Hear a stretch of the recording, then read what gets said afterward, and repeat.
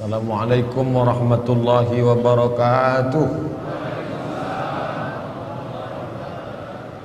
Alhamdulillahi rabbil alamin wa bihi nasta'inu ala umurid dunya waddin. Wassalatu wassalamu ala asyrafil khalqi ajma'in sayyidina wa maulana Muhammadin wa ala alihi wa ashabihi wa man tabi'ahu ila yaumiddin. Subhanaka la ilma lana illa ma 'allamtana innaka antal alimul hakim. Rabbi syrah li sadri wa yassir li amri wa hlul 'uqdatam min lisani yafqahu qawli. Bapak-bapak, ibu-ibu, hadirin hadirat, alim ulama, cerdik pandai, tokoh masyarakat, yang besar tak dihimbau gelar, yang kecil tak dapat disebut nama. Insyaallah kita semua dimuliakan Allah Subhanahu wa taala.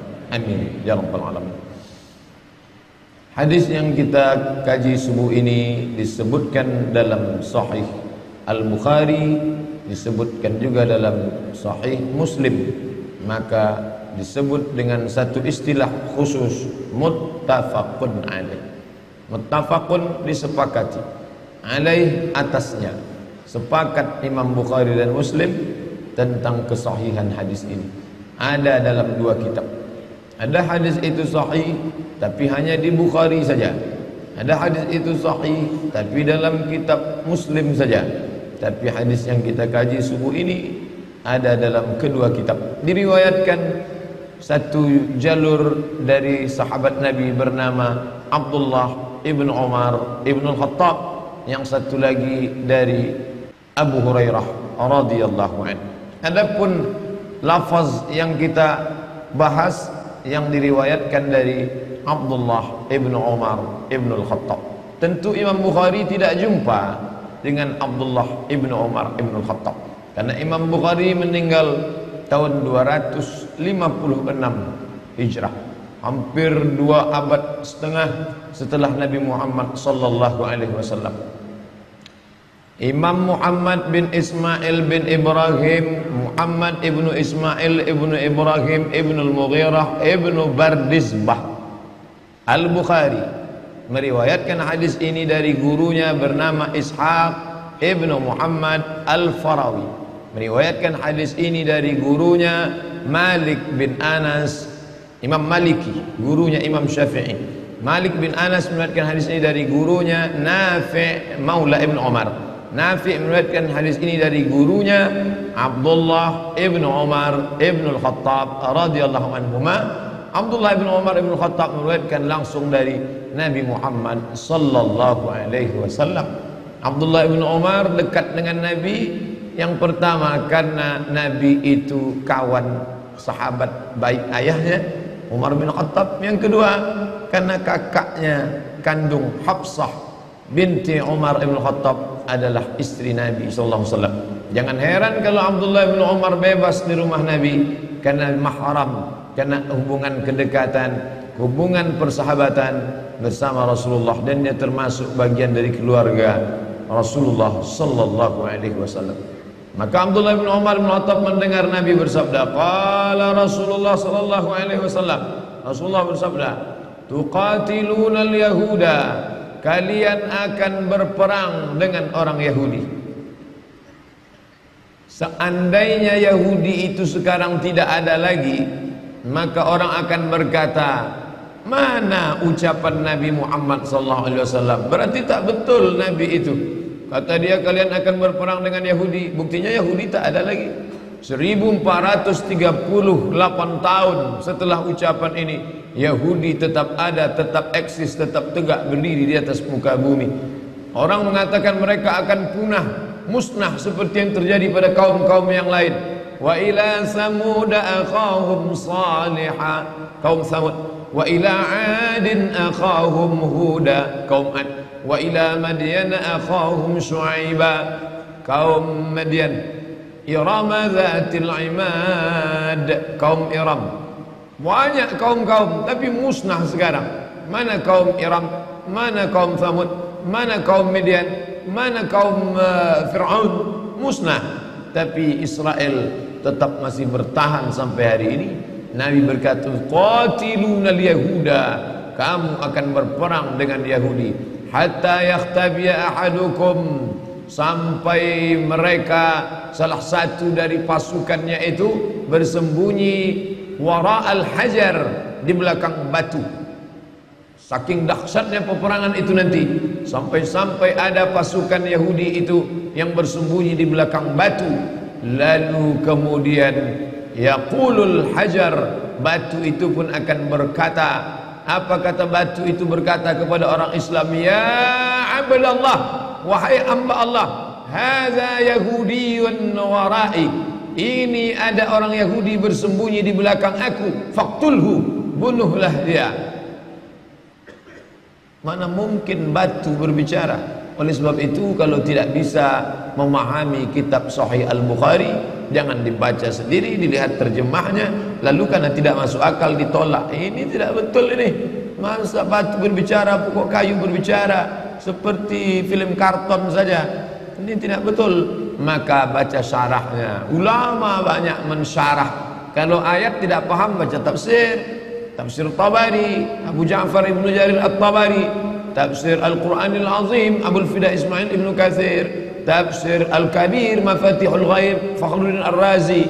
Tapi kalau tidak paham hadis, hadis itu ada dalam Sahih Al-Bukhari, baca kitab syarah yang sudah dijelaskan oleh para ulama. Yang paling masyhur populer Fathul Bari, ditulis oleh Imam Al-Hafiz Ibnu Hajar Al-Asqalani Asy-Syafi'i. Tapi Fathul Bari ada dua, satu Fathul Bari Syafi'i, satu lagi Fathul Bari Hambali yang ditulis oleh Imam Ibnu Rajab Al-Hambali rahimahumullah. Ada satu lagi syarah Sahih Bukhari yang ditulis oleh Imam Al-Qastullani, yaitu Irsyadus Sari. Ada satu lagi ditulis oleh Imam Badruddin Al-Aini. Begitulah keseriusan ulama untuk mensyarah hadis-hadis. Jumlahnya bukan 100, 200, bukan 1000, 2000, 7275 hadis. Belum ada laptop, belum ada internet, belum ada alat tulis canggih seperti sekarang. Mereka menulis dengan peralatan yang sederhana, mengandalkan hafalan, kekuatan, tapi mereka disingkapkan Allah hijab kejahilan karena ketulusan hati dan jauh daripada makan haram dan syubhat. Begitulah para ulama dulu. Bahkan sampai generasi hari ini, orang-orang tetap memperdulikan hadis. Termasuklah kita subuh ini, rasa cinta kita kepada hadis Nabi kita kaji salah satu dari yang ada dalam kitab Sahih Al-Bukhari. Maka kata Imam Al-Hafiz Ibnu Hajar Al-Asqalani, makna bahwa batu berbicara, hadza Yahudi khalfi, ini ada orang Yahudi di belakangku. Hai Abdullah, hai orang Islam, ya Abdullah, wahai hamba Allah, hadza Yahudi khalfi, ini ada Yahudi di belakangku, faqtulu, bunuhlah dia. Maka makna ucapan itu artinya tidak ada satupun tempat persembunyian orang Yahudi. Tak ada manfaatnya dia berada di belakang batu, di belakang pokok kayu, karena semuanya akan tersingkap, terbuka. Saat itu semuanya akan binasa.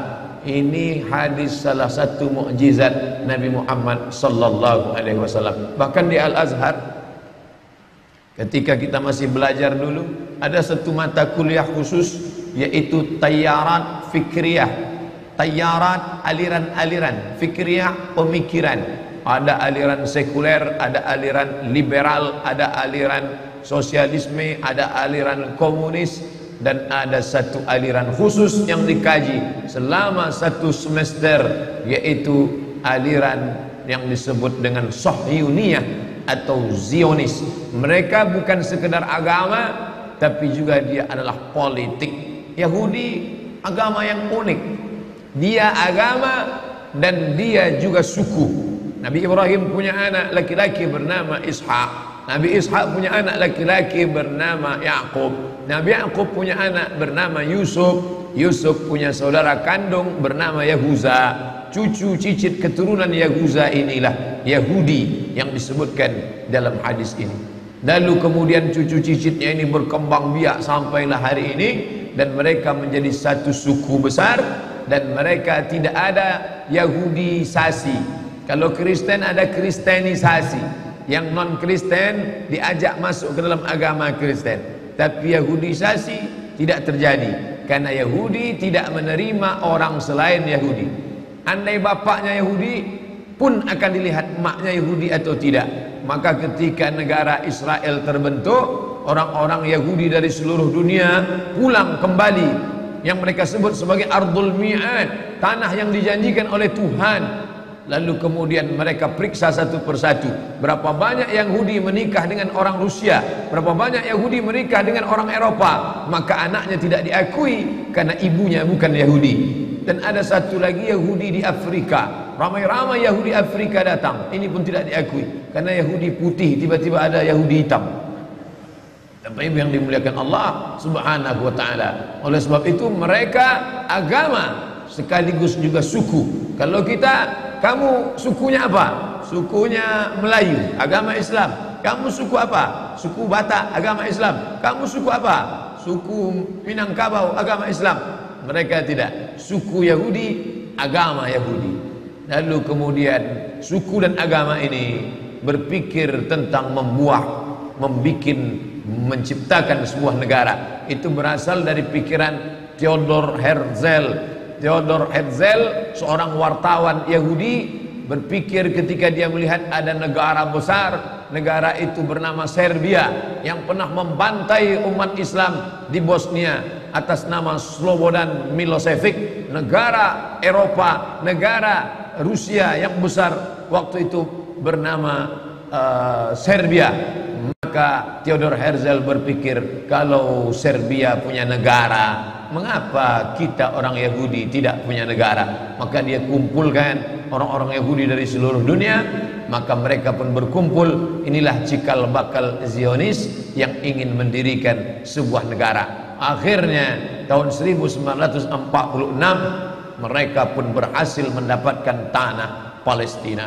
Sebelumnya utusan Theodor Herzl datang menghadap Sultan Abdul Hamid di Turki. Sultan Abdul Hamid, ini ada beribu-ribu keping uang emas, terimalah, kami ingin membeli tanah Palestina. Sultan Abdul Hamid menolak emas-emas itu. Dia katakan Palestina direbut dengan tetesan darah para syuhada, mereka mati karena Allah Subhanahu wa ta'ala. Aku tidak akan menjual sejengkal pun tanah Palestina kepada kalian. Sakit hati mereka, sampai akhirnya Turki Utsmani ditumbangkan tahun 1924. Berakhirlah khilafah Islamiyah. Maka dengan itu muluslah perjalanan Yahudi. 1924 Turki Utsmani tumbang. 1946 umat Islam terpecah-pecah.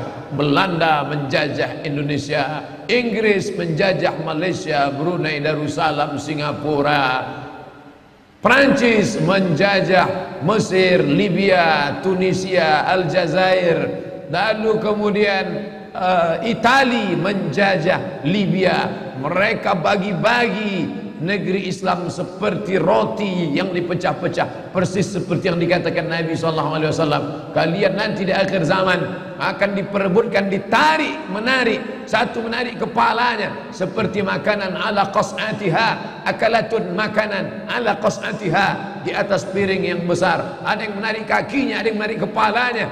Aqillatun nahnu yawma idzin ya Rasulullah. Mereka merebut kami. Apakah kami waktu itu sedikit ya Rasulullah? Kata Nabi, tidak. Bal antum katsirun. Kalian ramai, kalian banyak. Lakinnakum ghusaun ka ghusais sail. Tapi kalian seperti buih di tengah lautan, dipukul ombak, dihempas gelombang. Kalian tak punya kepemimpinan karena Turki Utsmani sudah tumbang, tak lagi punya panutan. Apa yang dikatakan itu terwujud 1946.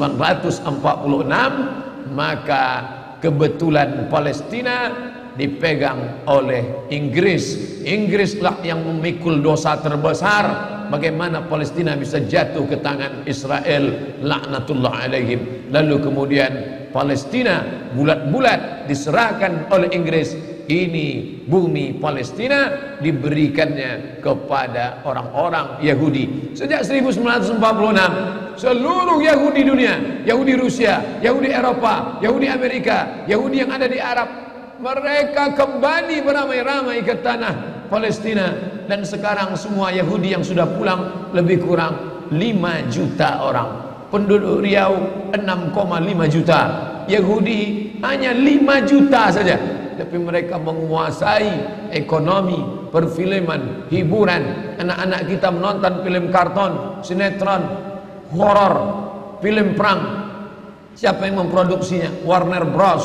Warner Bros Yahudi, Steven Spielberg Yahudi yang mengobok-obok ekonomi umat Islam. Ketika dia lihat ini perlu dihancurkan, ini perlu diangkat, ini perlu dijempaskan, ini perlu. Siapa lagi kalau bukan George Soros pun Yahudi. Maka semua presiden-presiden Amerika itu akan naik atas lobby-lobby Yahudi. Syekh Dr. Ali Jarisah, dosen Universitas Madinah Islamiyah, Al-Jami'ah Al-Islamiyah bil Madinah Al-Munawwarah, Universitas Islam Madinah, tahun 70-an sudah menulis dalam bukunya bahwa pegawai-pegawai yang ada di PBB, United Nations, Al-Umamul Muttahidah, itu sebagian besarnya adalah Yahudi. Oleh sebab itu ketika umat Islam yang tertindas, mereka diam seakan-akan tak terjadi apa-apa. Tapi kalau kaum minoritas lain yang tertindas, mereka menyuarakan harus merdeka, harus bebas dari penjajahan, harus dilepaskan.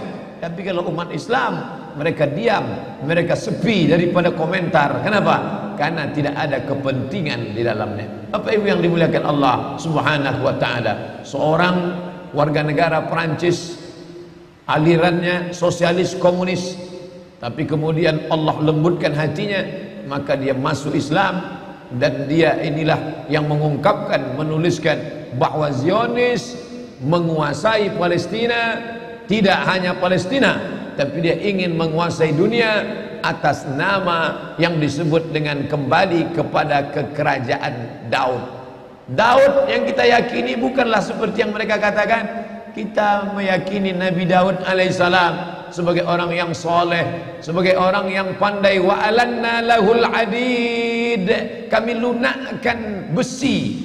Maka Nabi Daud alaihissalam mengambil besi, lunak besi itu di tangan Nabi Daud alaihissalam, lalu dibentuknya menjadi baju besi. Baju besi itu dijualnya. Lalu hasil dari menjual baju besi itulah Nabi Daud hidup. Nabi Daud adalah orang yang zuhud, walaupun dia seorang raja di raja. Makanya kata Nabi SAW, ahabbus saum ilallah, puasa yang paling dicintai Allah, saumi Daud, puasa Nabi Daud alaihissalam. Tapi mereka menggambarkan Daud sebagai raja yang perkasa. Raja Daud, inilah kata mereka raja di raja mereka. Mereka menyebutnya King David. King David lahir punya anak laki-laki bernama King Solomon. Kita menyebutnya Sulaiman alaihissalam. Tapi bukanlah seperti namanya sama, tapi kepribadian yang berbeda. Mereka menampilkan sebagai raja yang beringas, raja yang brutal. Sedangkan Allah Ta'ala menceritakan Nabi Sulaiman sebagai orang raja, nabi yang lembut. Sampai-sampai dia menahan pasukannya, jangan kalian lewati tanah ini, karena aku mendengar ada suara lembut. Ya ayyuhan namlu dukhulu masakinakum, hai para semut-semut, masuklah kalian ke sarang kalian, agar supaya jangan sampai pasukan Sulaiman menginjak perut kalian. Yahtimannakum junud, jangan sampai pasukan Sulaiman menginjak kalian. Fatabassama dhahika, Nabi Sulaiman tersenyum. Begitulah hebatnya kekuasaan Sulaiman, begitulah hebatnya ilmu Nabi Sulaiman. Sampai-sampai semut pun tak ada yang terinjak, tak ada perut semut yang pecah. Tapi mereka menggambarkan Sulaiman sebagai raja yang brutal, yang beringas, dan mereka ingin mengembalikan lagi kerajaan ini. Mereka katakan bahwa ada 5 yang mereka nanti-nantikan, yang harus mereka lakukan, karena akan turun Mesias, sang juru selamat, yang mereka nanti-nantikan sejak zaman nenek moyang mereka dulu.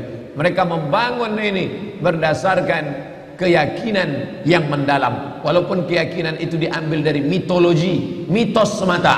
Mitos pun ternyata kalau diyakini seyakin-yakinnya bisa membangkitkan semangat yang luar biasa. Mereka meyakini bahwa mereka adalah manusia-manusia pilihan Tuhan. Mereka menyebut dirinya dalam bahasa Arab Asy-Sya'bul Mukhtar. Sya'bu, bangsa, Mukhtar, pilihan Tuhan. Satu-satunya bangsa pilihan Tuhan hanya kami. Yang lain ini bukan pilihan Tuhan. Kami adalah pilihan Tuhan yang akan menguasai dunia. Selain kami nanti akan menjadi ghaib. Ghaib artinya keledai tunggangan. Hanya sebagai keledai tunggangan saja untuk mencapai tujuan. Mereka bisa berkawan dengan Eropa, mereka bisa berkawan dengan Amerika, mereka bisa berteman dengan Arab, tapi mereka menganggap itu hanya keledai tunggangan yang akan ditunggang mencapai tujuan. Begitu tujuan sampai, mereka akan menyembelih, membunuh, memanah, menembak orang-orang yang dijadikan sebagai keledai tunggangan ini. Lalu kemudian mereka akan menguasai dunia. Dia tuliskan langsung di petanya. Biasanya kalau pasukan musuh ingin menghantam negeri kita, dia akan simpan rahasia ini baik-baik. Tapi Yahudi tidak begitu. Dia langsung tuliskan di benderanya. Perhatikan bendera Yahudi, kain berwarna putih, ada garis biru di atas, satu garis biru lurus di bawah, dengan bintang segi 6 di tengah. Apa makna simbol ini? Ini penuh dengan makna. Garis biru di atas sungai Nil, garis biru di bawah sungai Efrat. Itu adalah batas kerajaan yang akan mereka dirikan. Sungai Nil di atas, sungai Efrat di bawah. Artinya mereka akan menguasai Asia, Afrika. Sungai Nil Afrika Utara, Mesir. Sungai Efrat Asia, Irak. Mereka akan membuat negara Greater Israelian yang disebut dengan Israel Raya, Israel Agung, yang batasnya dari dua sungai, sungai Nil dan sungai Efrat. Oleh sebab itu jangan heran ketika kedutaan Yahudi, kedutaan Israel ingin dibuka di Kairo, dia tidak mau membuat kedutaan Israel di dalam bagian sungai Nil, tapi dia ingin buat di luar. Orang yang tidak memperhatikan ini biasa-biasa saja, tapi bagi yang memperhatikan, dia tidak mau buat di dalam, karena dia menganggap kalau kami buat kedutaan di dalam, berarti ini memang sudah war negeri kami. Orang akan membuat kedutaan di luar negerinya, bukan di dalam negerinya. Maka antara sungai Nil dengan sungai Efrat, dia buat kedutaan di luar, karena dia ingin menunjukkan inilah negeri kami. Secara pikiran dia sudah mengatakan Mesir adalah negeri kami, hanya belum masanya saja. Maka dari mulai Mesir sampai ke Irak, hitung berapa negara: Yordania, Palestina, Suria, Lebanon, Irak, Saudi Arabia sebagian, Sudan, dari mulai Afrika Utara sampai ke Asia. Itu adalah negeri-negeri kami, negeri yang dijanjikan oleh Tuhan. Ardul Mau'un, negeri yang dijanjikan kalian akan kembali ke sana menurut mitologi, mitos, pikiran mereka. Tapi mereka meyakininya. Mereka meyakini akan turun nabi terakhir, Mesias, yang dijanjikan oleh Tuhan mereka. Tapi Mesias itu tidak mau turun sebelum dia melihat ada 5 perkara, ada 5 hal yang ditunggu, barulah Mesias itu turun. Dan mereka menyiapkan itu dengan persiapan yang sematang-matangnya. Yang pertama, Mesias baru mau turun kalau seluruh Yahudi kembali ke bumi yang dijanjikan. Dan mereka betul-betul kembali ke bumi yang dijanjikan itu. 1946 mereka berusaha sekuat mungkin, bagaimana supaya kita bisa kembali. Yang penting balik kampung, yang penting kita balik ke negeri kita, karena Mesias tidak mau turun kalau kita tidak bisa kembali. Berusaha sekuat tenaga, jumpai sultan-sultan Islam yang bisa dibeli, tapi umat Islam tidak bisa dibeli. Iman mereka terlalu mahal untuk dibeli. Mereka sudah menjual nyawa mereka, diri mereka dalam kuasa Allah Subhanahu wa taala, karena mereka yakin innallaha ashtara minal mu'minin, Allah sudah membeli dari orang mukminin amwalahum, harta mereka, wa anfusahum, nyawa mereka, bi anna lahumul jannah, mereka sudah dibeli dengan surga. Nyawa yang ada dalam dirimu bukan milikmu, hartamu, mobilmu, rumahmu bukan punyamu, itu semua punya Allah. Sudah lama dibeli Allah, sebelum kau lahir ke dunia sudah dibeli Allah. Dibeli dengan apa? Dengan surga. Barang yang sudah dijual tidak boleh dijual 2 kali. Diri yang sudah dijual kepada Allah, harta yang sudah dijual kepada Allah, maka tidak boleh dijual lagi kepada manusia. Raja-raja, sultan-sultan Islam tidak mau menjual, tapi mereka licik. Mereka gunakan anak bangsa umat Islam yang kulitnya sama dengan kita, yang wajahnya sama dengan kita, yang bahasanya sama dengan kita. Mustafa Kemal Atatürk bukan orang Yahudi, bukan orang kafir, orang Islam. Bahasanya bahasa Turki, wajahnya wajah Turki, tapi dia yang menggulingkan kesultanan Turki. 1924 berakhir khilafah Islamiyah, lemah umat Islam. Di saat itulah mereka mengambil, mencaplok, lalu kemudian akhirnya mereka kembali beramai-ramai. Mengapa mereka kembali ke tanah yang tandus ini? Bukankah mereka sudah hidup nyaman, enak di Eropa, Inggris, Perancis, Belanda, Jerman? Hampir di setiap negeri ini ada Yahudi. Kenapa mereka mesti kembali? Karena mereka meyakini ini adalah tanah yang dijanjikan oleh Tuhan. Mereka menyebut nenek moyang mereka itu Israel. Isra artinya hamba, El Tuhan. Israel hamba Tuhan, hamba pilihan Tuhan. Tapi Israel punya makna lain. Isra musari el lillah. Israel musari lillah, orang yang pernah bergulat dengan Tuhan. Kata mereka, nenek moyang kami itu hebat. Kita mengatakan nenek moyang orang Melayu hebat, nenek moyang orang Makassar hebat, bisa mengendarai samudra yang luas, bisa diseberanginya dengan perahu pinisi. Nenek moyang orang Minangkabau hebat, kami para perantau hanya sebatas itu saja.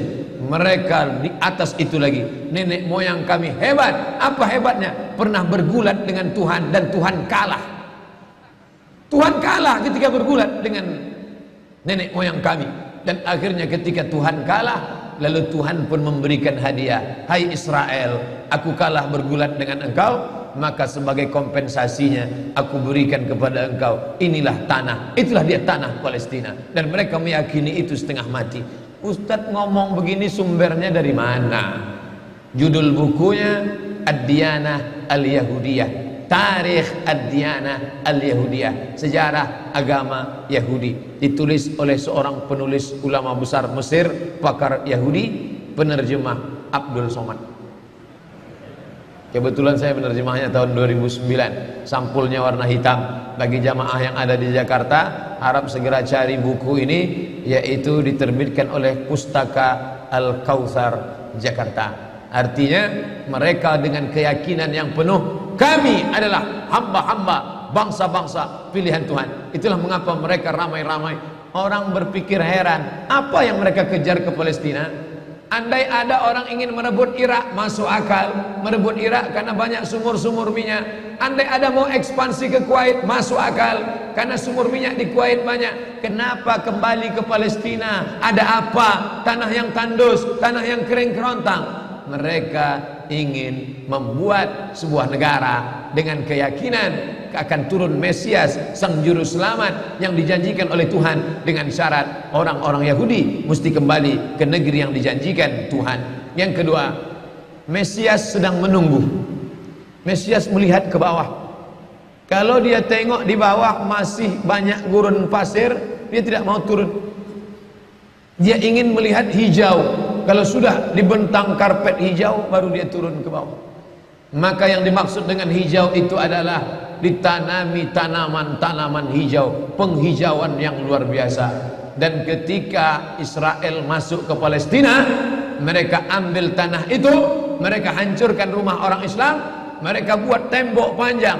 Penjara terbesar dan terpanjang di dunia adalah Palestina. Mereka kurung orang Palestina. Mereka buat tembok beton yang tinggi, panjangnya 700 km lebih. Dari Pekanbaru kita lihat, Anda menuju Medan Sumatera Utara 600 km. Mereka membuat tembok tinggi 700 km. Bayangkan, umat Islam terisolir dan mereka tanami hijau-hijau. Makanya Allah berkuasa. Allah mau tunjukkan kuasa, lalu Allah buat tanaman hijau itu menyala.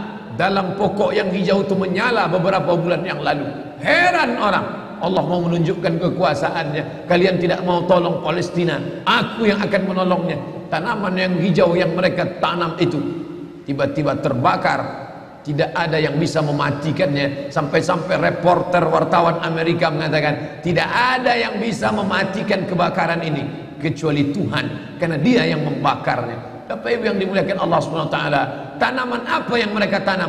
Persis yang dikatakan Nabi SAW, syajaratul gharqad, pohon gharqad, bentuknya seperti pinus, tinggi, memanjang. Lalu kemudian Bapak Ibu nanti tulis saja, yang ingin tahu bagaimana bentuk pohon gharqad, tulis saja www.google.com.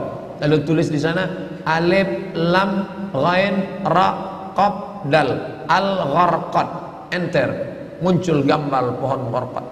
HP saya tak bisa tulis Arab Pak Ustaz, belum masuk Islam. Cara mengislamkannya, Play Store, klik. Setelah buka Play Store, pilih Arabic Keyboard. Setelah keluar Arabic Keyboard, pilih Arabic Smart Keyboard Arabic. Habis itu setupkan ke HP 5 menit, geser langsung berubah, bisa tulis Arab. Alif, lam, ghain, ra, qaf, dal. Enter, pilih image, muncul gambar pohon warqat. Gimana? Sudah nampak? Tak keluar Pak Ustaz. Loh, kenapa? Paket tak ada. Sekarang mudah belajar. Dulu kami sekolah ketika mau tahu gimana pohon sidir, kalau mau memandikan jenazah, ambil beberapa helai daun sidir, lalu digiling, dimasukkan ke air. Gimana pohon sidir Ustaz? Pohon sidir kata Ustaz. Sekarang mudah saja, tinggal tulis sin dal ra, sidir, enter. Pohon bidara kata kita, enter image, nampak. Oh, ini gambarnya. Teknologi canggih memudahkan kita. Pohon gharqad kata Nabi, kalau bersembunyi dia di belakang pokok kayu akan berkata, ini Yahudi di belakangku, bunuhlah. Kalau bersembunyi dia di belakang batu akan berkata, ini ada Yahudi, bunuhlah. Tapi kata Nabi, ada satu pohon yang tidak mau menunjukkan dia. Ini pohon mereka kata Nabi. Apa itu? Syajaratul gharqad, pohon gharqad. Subhanallah, Masya Allah. Apa yang dikatakan Nabi dulu terwujud sekarang. Mereka tanam pohon gharqad ini sebanyak-banyaknya. Ketika saya sampai ke Rafah, Mesir, Palestina, sampai perbatasan Mesir Palestina, ada satu kota bernama Rafah. Rafah dibagi dua, Rafah Palestina, Rafah Mesir. Di tengah kota Rafah, di batas perbatasan, kawat duri panjang yang dipasang dengan voltase listrik bertegangan tinggi. Siapa saja yang menyentuhnya akan terbakar mati. Tak ada orang berani mendekat. Tapi kawat-kawat duri itu kita bisa melihat rumah-rumah saudara kita di Palestina dan nampak hijau. Lalu gaib penunjuk bertanya ke kami, coba tengok pohon yang hijau itu. Pohon apa itu? Pohon apa ya? Itulah pohon gharqad yang dikatakan Nabi SAW. Mereka tanam sebanyak-banyaknya karena mereka meyakini bahwa Mesias akan mau turun kalau sudah dia tengok hijau. Seperti kita kalau pesawat mau mendarat di airport Sultan Syarif Qasim II airport, Anda akan, ladies and gentlemen, all our passenger, para penumpang pesawat airlines, kita akan mendarat. Begitu kita melihat riau hijau, tapi hijaunya bukan pohon warqad, pohon gotah sama pohon sawit. Begitu juga kalau kita mau mendarat di Batam, kita lihat hijau ke bawah. Begitu jugalah Mesias akan turun ke bawah kalau dia melihat sudah hijau semua. Karena mereka meyakini, amat sangat meyakini itu. Mereka menanam pohon warqad itu. 3. Kapan Mesias akan turun? Mesias akan turun kalau Babilonia dibantai terus. Makanya mereka punya program bantai Babilonia, hancurkan Babilonia. Kenapa mereka marah dengan Babilonia? Karena Raja Babilonia pernah menghancurkan kekuasaan mereka. Raja Babilonia yang mereka maksud adalah Nebukadnezar. Nebukadnezar Raja Babilonia menghancurkan kerajaan nenek moyang mereka. Mereka punya dendam kesumat yang luar biasa. Salah satu sifat Yahudi, dendam kesumat yang tak pernah mati. Walaupun sudah terjadi ratusan tahun, ribuan tahun lalu, tetap anak cucunya sekarang dendam. Hantam Babilonia, hantam Babilonia. Karena Babilonia negerinya Nebukadnezar, anak cucunya mesti dihancurkan. Mana Babilonia itu? Babilonia adalah Irak. Makanya setiap naik presiden Amerika yang didukung oleh Yahudi, mereka akan membantai Babilonia, Irak. George Bush naik, apa yang dilakukan George Bush? Membantai Irak. George Bush Junior, anak George Bush naik, apa yang dilakukan George Bush Junior? Membantai Irak. Naik Obama, apa yang dilakukan Obama? Membantai Irak. Kenapa yang sekarang ini, siapa namanya? Donald Trump. Payah ngingat nama orang kafir. Kenapa Donald Trump tak membantai Irak? Karena Irak sudah hancur babak belur, tak perlu lagi dibantai. Sumur-sumur minyaknya sudah punya kita. Negeri itu sudah menjadi negeri boneka, hancur lebur. Saddam Hussein barulah orang paham. Dulu kita terikut-ikut dengan kata-kata mereka di Reuter. Saddam Hussein raja yang zalim, Saddam Hussein orang yang jahat, Saddam Hussein. Tapi begitu Saddam Hussein digantung, apa kata dia di tiang gantungan? Allahu Akbar, patah lehernya, mati Saddam Hussein, meninggal dunia. Sekarang orang baru sadar, ternyata Saddam Hussein menyelamatkan negeri itu daripada orang-orang yang jahat. Sekarang apa yang terjadi? Saudara kita yang beberapa bulan bersama kita di Masjid Raya Senapelan, kalau Bapak ingat, ayahnya, anaknya, ibunya, adik-adiknya tak sanggup lagi tinggal di Baghdad. Kenapa? Kami dibantai oleh Syiah, kami dibantai oleh Amerika, kami sampai lari mendapatkan suaka politik. Sampai hari ini masih ada sebagiannya tinggal yang Sunni, yang Syiah dengan berbagai macamnya. Apa maknanya? Mereka membantai Babilonia. Lalu orang mengatakan ini kan ekspansi politik, ini kan karena sumur minyak. Ada betulnya, tapi lebih daripada itu adalah mereka memiliki keyakinan yang luar biasa bahwa Mesias akan datang kalau Babilonia dihancurkan. Ustadz baca analisa ini dari mana? Kami belajar buku ini 6 bulan di Al-Azhar, 1 mata kuliah, dan saya paling suka mata kuliah ini karena mengaitkan antara ayat Al-Quran dan hadis Nabi. Kalau kita suka mata kuliah itu, kita ingat isinya, kita ingat orang yang mengajarnya. Saya masuk Al-Azhar 1998, hari ini 2017, 19 tahun yang lalu. Kalau saya pejamkan mata saya, masih ingat saya Syekh Dr. Fargallah yang mengajarkan mata kuliah ini. Dengan semangat dulu dia di lokal mengatakan, anak-anakku sekalian, beginilah mereka akan menguasai umat Islam, negeri Palestina. Semangat Syekh Fargallah. Saya tak tahu apakah dia masih ada atau tidak, tapi pahala akan tetap mengalir baik beliau hidup maupun sudah meninggal dunia. Kenapa? Saya sampaikan kepada Bapak Ibu sampaikan kepada anak menantu, sahabat, kerabat, tetangga, mengerti keadaan kita zaman sekarang. Jangan sampai dikatakan Palestina bukan urusan kita. Ini kan masalah politik. Indonesia ya Indonesia, Palestina ya Palestina. Antum tidak mengerti masalah dunia. Palestina adalah masalah umat Islam. Subhanalladzi asra bi'abdihi, maha suci Allah yang sudah memperjalankan hambanya minal masjidil haram, dari masjidil haram, ilal masjidil aqsa, masjidil aqsa, masjidil aqsa Palestina. Kita yang tertulis dalam kitab suci kita bahwa kita punya ikatan emosional, kenapa kita tidak yakin itu? Yahudi ajarannya dibuat-buat, ajarannya mitos, tapi mereka punya keyakinan yang luar biasa. Mereka rebut negeri itu, mereka kuasai, mereka hancurkan negeri musuh. Atas dasar apa? Keyakinan bahwa Mesias akan datang. Yang kelima, apa yang mereka lakukan untuk Palestina?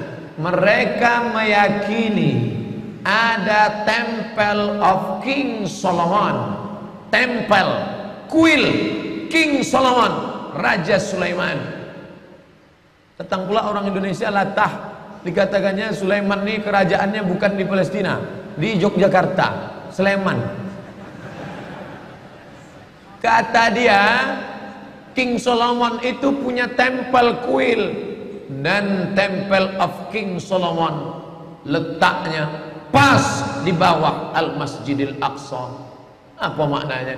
Mereka mengeruk setiap hari bulldozer, traktor, ekskavator, terus mengeruk keliling Masjidil Aqsa. Mereka ingin meruntuhkan Masjidil Aqsa. Tulis Temple of King Solomon, enter, pilih image, tampak gambar replika.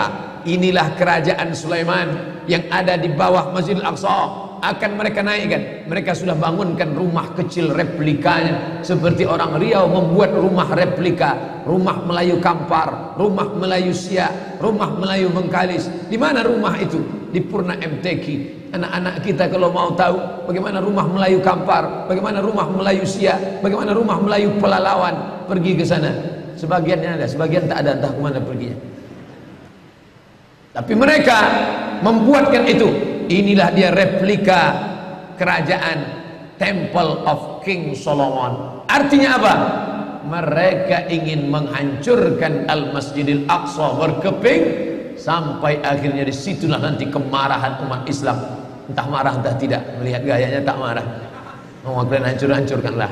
Banyak lagi urusan kami sibuk dengan ini. Tapi akan ada hamba-hamba Allah la tazulu fi ummati ta'ifatun min ummati, akan tetap ada sekelompok umatku yang memperjuangkan agamaku, kata Allah Subhanahu wa taala. Yang terakhir, yang kelima,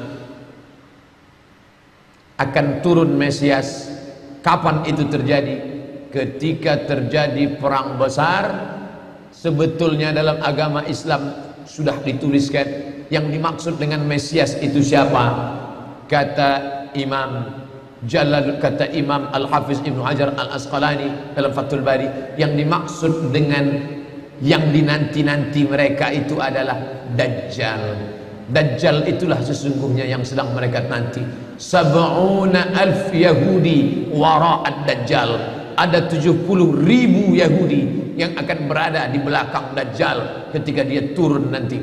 Makanya tiap hari, tiap petang kita berkata, Allahumma inni a'udzubika min adzabi jahannam wa min adzabil qabri wa min fitnatil mahya wal mamat wa min syarri fitnatil masihid Dajjal. Dajjal itulah yang sedang mereka tunggu. Dajjal itulah yang sedang mereka nanti-nantikan. Kita menantikan kedatangan, dia pun juga menantikan akan kedatangannya. Bedanya apa? Mereka meyakininya dengan semangat mereka luar biasa. Mereka bangkit. Umat Islam percaya. Padahal tiap hari dia katakan sebelum salam, Allahumma inni a'udzubika min adzabi jahannam wa min adzabil qabri wa min fitnatil mahya wal mamat wa min syarri fitnatil masihid Dajjal. Tiap hari dikatakan, tiap hari diucapkan. Tapi dalam hati, betul tak Dajjal ini datang? Entah iya entah tidak. Mereka yakin Dajjal akan datang, tapi mereka katakan itulah pemimpin kami, itulah Tuhan kami, itu adalah jelmaan daripada Tuhan kami, itu yang ada yang menghancurkan dunia, dia akan menjadi panutan kami. Kita berkata itu musuh kami, tapi kita pun ragu entah musuh entah tidak. Oleh sebab itu kita minta ampun kepada Allah atas kurangnya iman kita. Subuh ini kita bangkitkan semangat kita, tapi yang datang kenapa Allah tidak menolong? Katanya Allah itu maha kuasa. Cukup dia teriakkan saja, malaikatnya satu berteriak, pecah gendang telinga orang Yahudi, mati.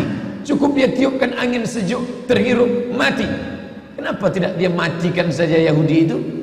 Datang Syekh Muhammad Jibril, Syekh Dr. Muhammad Jibril, Syekh Profesor Dr. Muhammad Jibril, dosen tafsir Al-Azhar. Kami undang, mahasiswa Indonesia mengundang di waktu di Mesir dulu kuliah. Lalu saya tanya, Assalamualaikum Syekh. Ya, kaum Ad binasa, kaum Samud binasa, kaum Midian binasa, kaum Iram binasa, kaum Fir'aun binasa. Kenapa Allah tidak membinasakan Israel ini? Senyum Syekh Muhammad Jibril.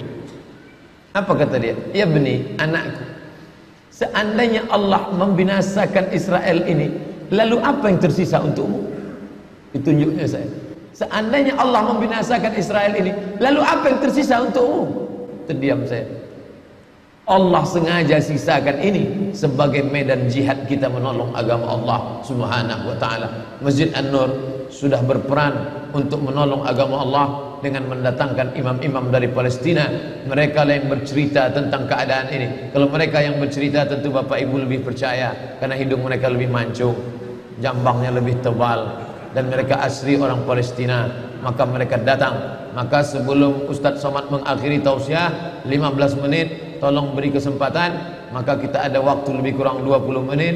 Syekh Abdurrahman yang di sana Abdurrahman Awaji dari Madinah, yang di sini Abdurrahman Syahin akan menjelaskan tentang Palestina ini. Itu yang dapat saya sampaikan subuh ini. Mudah-mudahan ada manfaatnya. Ini sampai penjelasan dari saya. Nanti Syekh Abdurrahman akan menjelaskan tentang Palestina. Lalu kemudian kita salat sunat isyraq. Setelah itu tetap normal seperti biasa. Kita akan tanya jawab. Terima kasih. Mohon maaf segala kesilapan. Wassalamualaikum warahmatullahi wabarakatuh.